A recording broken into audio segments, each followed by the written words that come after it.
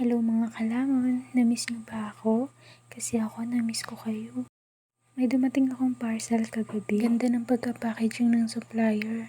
At ang bilis dumating, siguro nagantay lang kami ng mga 2 weeks. Hindi pala biro mag-open ng parcel, kailangan mo ng matinding lakas. At sa wakas nga na-open ko na rin.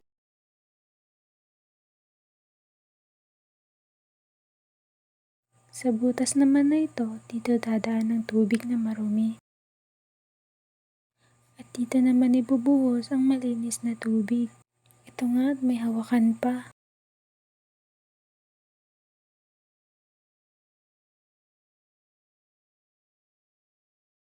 At kung gusto mo rin, ilalagay ko na lang yung link sa comment section.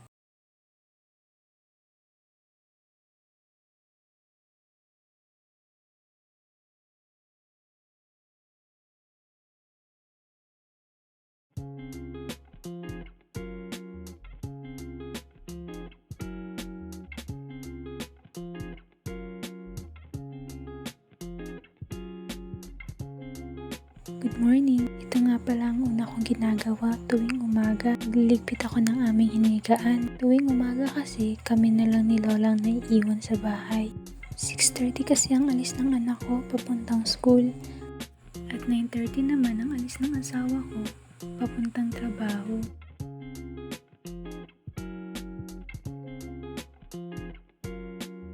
Itong coffee ko brown ang kape ko. Pag ibang kape kasi ina-acid ako. Na-surprise din talaga ako sa kulay ng map dahil yung kulay ng map ay kakulay ng lalagyan namin ng bigas. Kung gusto mo rin yung lagayan ng bigas, ilalagay ko na lang yung link sa comment section.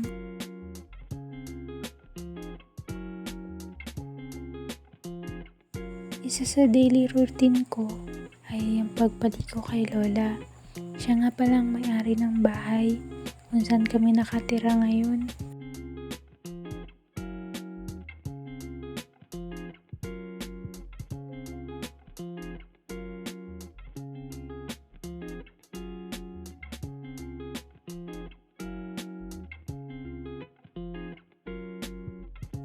Mag-83 na nga pala si Lola ngayong December 24.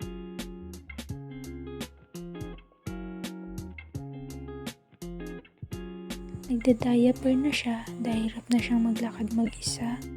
Napapaisip na rin nga ako, pagtanda ko kaya, sino rin kaya mag-aalaga sa akin? Siguro nga pati si Lola nagtaka na ako pala yung mag-aalaga sa kanya. Hindi naman mahirap alagaan si Lola. Kasi pag nakaligo na siya, timplahan na siya ng gatas, pwede na akong umalis. May work din kasi ako. Kalahating basong tubig lang yung nilalagay ko. Hindi ko na kasi nilalagyan ng asukal.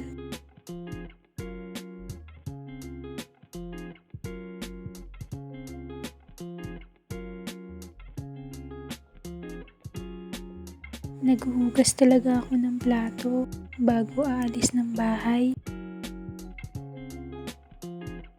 Ito nga palang hugasan ay kagabi pa. Hindi na kasi ako makapaghugas ng plato paggabi dahil halos ang uwi ko ay hating gabi na.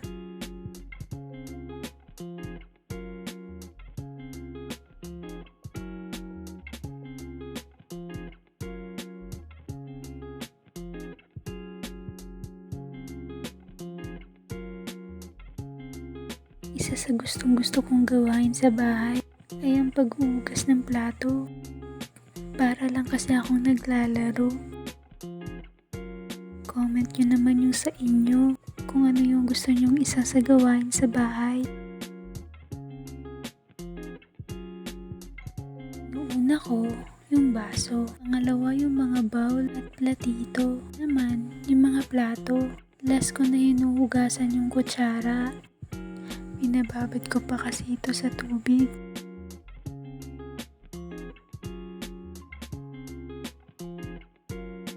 Itong lagayan namin ng mga basang plato ay sa Shopee ko lang din nabili.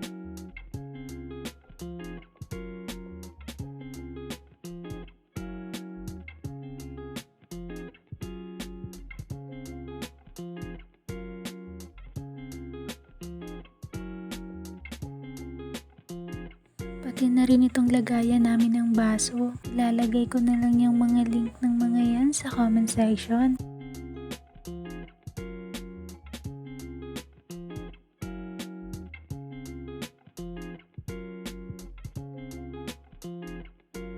Sa Shopee rin yung pangharang namin ng pintuan. Para yan sa mga papi namin.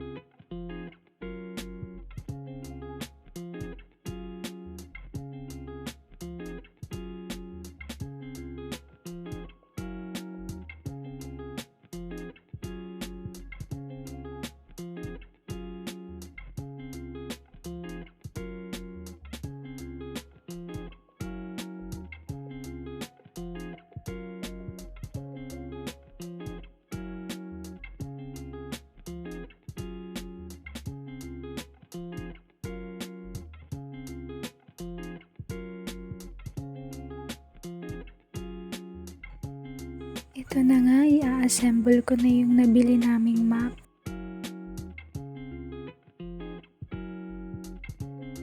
Ididikit lang pala, kaya napakadali niya lang tanggalin at pwede pa siyang labhan.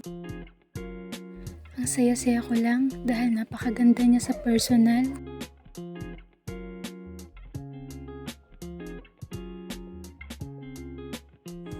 Naglagay lang ako ng downy at tubig.